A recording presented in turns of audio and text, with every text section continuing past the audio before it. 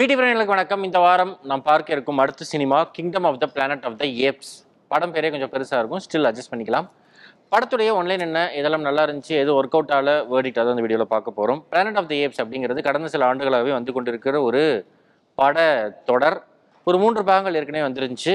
Caesar அப்படிங்கிறது தான் அதில் முதன்மை கதாபாத்திரம். மனிதர்களுக்கும் சீசர் அந்த ஏப்பும் வந்து ஒற்றுமையாக இருக்க முடியுமா, இல்லை ஈகோ பிடிச்சி இந்த மனித சமூகம் எல்லாருமே தனக்கு கீழே தான் அப்படின்னு நினைக்கிற இந்த மனித சமூகம் மத்தியில் சக மனுஷனே வாழ முடியாதுங்கிறப்ப ஏப் மட்டும் எப்படி நிம்மதியாக வாழும் அப்படிங்கிற சூழலில் தான் சீசர் உடைய அந்த ஏப் ஸ்ட்ரக்சர், அந்த ஃபேமிலி ட்ரீலாம் இருக்கும். ஸோ அது ஒரு 3 பாகங்கள் எடுத்திருந்தாங்க. இந்த பாகத்தோட ஆரம்பமே என்ன அப்படின்னா, சீசர்லாம் இறந்து பல நூற்றாண்டுகளுக்கு பிறகு ஒரு வைரஸ் தாக்கிடுது. அந்த வைரஸ் தாக்குனதுல கொரோனா மாதிரி ஏதோ ஒரு வைரஸ், வாய்மூடி பேசும் படத்தில் எல்லாத்துக்கும் டக்குன்னு பேச முடியாதுல்ல, அந்த மாதிரி மனிதர்கள் பேசும் திறனை இழந்து விடுகிறார்கள். இந்த பக்கம் ஏப்ஸ் எல்லாமே வந்து அச்சல் சுத்தமாக பயங்கரமாக பேச ஆரம்பிச்சிட்டாங்க. என்னதான் சின்ன தம்பி படத்தில் வந்து பிரபுக்கு எல்லாமே தெரியும் ஆனால் தாலின் என்னன்னு தெரியாதுங்கிற மாதிரி ஏப்புகளுக்கு வந்து இங்கிலீஷ் சரளமாக பேச வரும், ஆனால் ஏபிசிடின்னு எழுத படிக்க கூட தெரியாது. அப்படியான ஒரு விசித்திரமான டிசார்டர்லாம் ஏப்ஸுக்கு இருக்குது. இங்கிட்ட மனிதர்கள் பேச முடியாதுங்கிறனால சைகை மொழியிலேயே வந்து போய்கிட்டு இருக்காங்க. ஈகிள் கிளான்ல நோவா அப்படின்னு ஒரு யங் சிம்பான்சி ஒன்று இருக்கு. ஈகிள் கிளான் இந்த ஏப்புகளுடைய ஒரு கலாச்சாரம் என்ன அப்படின்னா, பருவம் அந்த அவங்க வந்து அடுத்த கட்டத்துக்கு நகர்றப்ப வந்து ஒரு கழுகு முட்டையை பொத்தி பாதுகாத்து அதை வந்து குஞ்சு பொறிச்சு கழுகு வளர்த்தணும். அதுதான் வந்து இந்த ஏப் கிளானுடைய ஒரு ஆம்பிஷன். ஸோ இந்த கிளானை சேர்ந்த நோவாவோட ஃப்ரெண்டான சூனா, இன்னொரு ஃப்ரெண்டான அனையா, இவங்க 3 பேருமே வந்து முட்டையை தேடி போகிறாங்க. முட்டையை எடுத்துகிட்டு வர்றாங்க. ஒரு துர்பாக்கிய சூழலில் ப்ராக்சிமஸ் சீசர் அப்படிங்கிற வில்லன் ஏப்புகள் இந்த கும்பலை கண்டுபிடிச்சிருது. ஓ, இப்படி ஒரு கும்பல் இருக்கா, எப்படி மனிதர்களுக்கு வந்து சக கிளான்ஸை பார்த்தா ஒரு வெறுப்பு வந்து, ஓ நாங்கள் தானே ஆண்ட சாதி அப்படின்னு மிச்சவங்க எல்லாத்தையும் போட்டு தள்ளுவாங்களோ, அந்த மாதிரி ப்ராக்சிமஸ் சீசர் கிளான் வந்து ஈகிள் கிளானை வந்து படையெடுத்து மொத்தமாக காலி பண்ணிட்டு போயிடுறாங்க. என் குடும்பத்தை நான் திரும்பி கூப்பிட்டு வருவேன், என் இனத்தை நான் மீண்டும் மீட்டெடுப்பேன் அப்படின்னு நோவா ஏப் ஒரு சபதம் எடுக்குது. இதுக்கு எல்லாத்துக்கும் காரணமா யாருக்கு என்ன பிரச்சனைனாலும் ஒரு மனிதர் தானே அந்த எல்லாத்துக்கும் பிரச்சனையா இருப்பாங்க. இப்படி ஒரு கேரக்டர்ல வந்து இன்னொரு நோவா அப்படிங்கிற அப்படிங்கிற பெண் நடிச்சிருக்காங்க. இந்த 3 பேருக்குமான லிங்க் என்ன நடக்குது, ப்ராக்சிமஸ் சீசர் யாரு, உண்மையாவே இவங்க தான் சீசருடைய வழித்தோன்றர்களா, அந்த அழகு தேவதை பெற்ற மகனா இவன் அப்படிங்கிற மாதிரி இருக்கிற இந்த ப்ராக்சிமஸ் கும்பல்லாம் யாரு அப்படிங்கிறதெல்லாம் விலாவரியாக இந்த படத்தில் சொல்லியிருக்கிறார்கள். ஃபர்ஸ்ட் நல்ல விஷயம் என்ன அப்படின்னா, முதல் 3 பாகங்கள் பார்த்துருக்கணும்னு அவசியம் கிடையாது. சீசர் அப்படிங்கிற கேரக்டர் என்ன, அந்த சிம்பான்சி என்னெல்லாம் சாதிச்சிச்சு அப்படிங்கிறது கூட தெரிஞ்சுக்க வேண்டிய அவசியம் கிடையாது.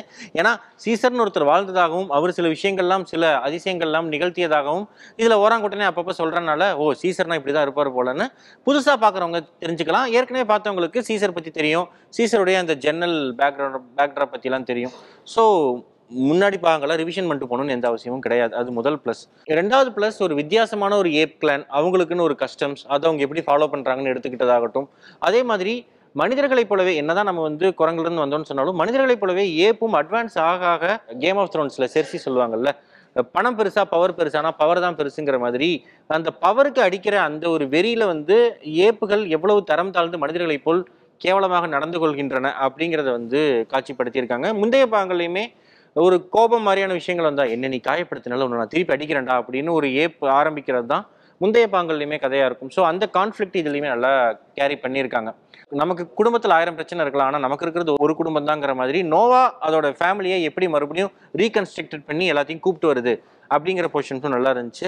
இன்னொன்று, இந்த அவதார் படமாகட்டும் இல்லை Kingdom of the Planet of the Apes ஆகட்டும், இதில் எல்லாத்துலேயுமே பல குறியீடுகள் வச்சிருப்பாங்க. அந்த டேரக்டர் என்ன அர்த்தத்தில் இதெல்லாம் வச்சாருன்னு தெரியாது. ஆனால் நமக்கு பார்க்குறப்ப என்னடா அது ப்ராக்சிமஸ் சீசர் அந்த கிங்டம் ஃபுல்லாகவே வந்து சாஃப்ரான் கலரில் கொடியாக பறக்குது, சாஃப்ரான் கலர் டென்ட்டாக இருக்குது, கடத்திட்டு வர்ற ஏப் எல்லாத்துக்கும் நெத்தியில் செந்தூரத்தில் போட்டு வச்சு விட்டுறாங்க, இவங்கெல்லாம் திரும்பி வெளியே வரணும்னா செந்தூரை போட்டு அழிச்சிட்டு வர்றாங்க அப்படிங்கிறப்பெல்லாம் நமக்கு இது ஏதோ நம்ம ஒரு குறியீடு போலப்பா அப்படின்னு நம்மளா கற்பனை பண்ணிக்கிட்டு ஒரு கதையை யோசிச்சோம்னா அதுவும் ஜாலியாக தான் இருக்குது. இன்னும் விஷுவல் எஃபெக்ட்ஸ் ரொம்ப நல்லா இருந்துச்சு. எந்த சீனுமே இது வந்து ஒரு மோஷன் கேப்சர் அப்படிங்கிறதெல்லாம் தாண்டி ரொம்பவே ரியலிஸ்டிக்காக எடுத்திருந்தாங்க. இதெல்லாம் தான் படத்தில் நல்லா இருந்த விஷயங்கள். ஒர்க் அவுட் ஆகாத விஷயங்கள் நமக்கு எல்லாத்துலேயுமே வந்து மேன் விசஸ் அனிமல் அந்த கான்ஃப்ளிக்ட் பார்க்குறப்ப நமக்கு இருக்கிற ஒரு என்கேஜ்மெண்ட் இந்த படத்தில் இருக்காது. ஏன்னா இதில் பெரும்பாலான சண்டைகள் ஏப் விசஸ் ஏப், மனுஷன் வந்து அவன் கிடக்கிறான்டா அப்படிங்கிற மாதிரி ஒரு பாவப்பட்ட ஒரு ஜீவன், ஆனாலும் அப்பயும் வந்து கன்னிங்காக தான் ஹியூமன்ஸ் இருக்காங்கன்னு வைங்களேன். ஸோ இந்த ஏப் vs ஏப் கான்ஃப்ளிக்ட்ல எந்த ஏப் ஸ்மார்ட்டாக என்ன பண்ணுறாங்க, எந்த ஏப் என்ன பண்ணலை அப்படிங்கிறது தான் படங்கிறனால. இன்னொன்று, இது ஒரு கொஞ்சம் நேரம் நம்மளை வந்து அந்த என்கேஜிங் ஃபேக்டரை கம்மி பண்ணுது. அதே மாதிரி நோவா ஏப்புடைய ஃப்ரெண்டாக வரக்கூடிய சூனா, அணையா இவங்கெல்லாம் பார்த்தா ஒரே டோனில் தான் இருக்காங்க. யார் சூனா யார் அணையா அப்படின்னு கண்டுபிடிக்கிறதுக்குள்ள நமக்கு வந்து நிறைய எனர்ஜி டைம் எல்லாம் வேஸ்ட் ஆயிடுது. அவங்களாம் பேச ஆரம்பிச்சா அந்த மெல்லிசா சைந்தவி குரல் ஒரு வாய்ஸ் கேட்குதே அது வந்து அணையா, கொஞ்சம் மிக்சடான வாய்ஸ் கேட்குதே அது சூனா, ரெண்டுக்குமே இடைப்பட்ட தூரத்துல அதே ஆனா வந்து கொஞ்சம் வயசான மாதிரி இருக்கா அது நோவாவோட மதர். இப்படிங்கிற மாதிரி நார்மலா ஒரு அசம்ஷன்ல தான் படத்தை கொஞ்சம் நேரம் பார்க்க வேண்டியதா இருக்குது. இது ஒரு பிரச்சனை. மூன்றாவது பிரச்சனை, இதுல வந்து ஹியூமன்ஸுக்கு வாய்ஸ் போயிருச்சு அப்படின்னு ஒரு கதையை சொல்லிட்டு இன்னொரு பக்கம் இன்னொரு கிளான் இருக்காங்க, இவங்க இன்னும் ட்ரை பண்ணிக்கிட்டே இருக்காங்க. இந்த ஒரு ஹார்ட் டிஸ்க் அந்த இடத்துல மாட்டிக்கிச்சு, அந்த ஹார்ட் டிஸ்க்கு போய் எடுத்துட்டு வரணும் அப்படிங்கிற ரேஞ்சுக்கு இருக்கக்கூடிய காட்சிகள் சற்றே டல் அடிக்க வைக்கின்றன. மற்றபடி இந்த வாரம் வந்த படங்கள்ல ஸ்டார் ஒரு மிகச்சிறந்த சினிமா, இன்டர்வலோட வெளியே வந்துடலாம். Kingdom of the Planet of the Apes முன்னாடி பாகங்கள் பார்த்தவர்களுக்கும் சரி, இல்ல மங்கி மூவிஸ்லாம் பார்க்க ஃபேன்ஸாக இருக்கவங்க, மங்கி மேன் பார்க்கலான்னு வெயிட் பண்ணவங்க, இவங்க எல்லாருமே இந்த படம் தாராளமாக பார்க்கலாம். ஒரு நல்ல எக்ஸ்பீரியன்ஸாக இருக்கும்.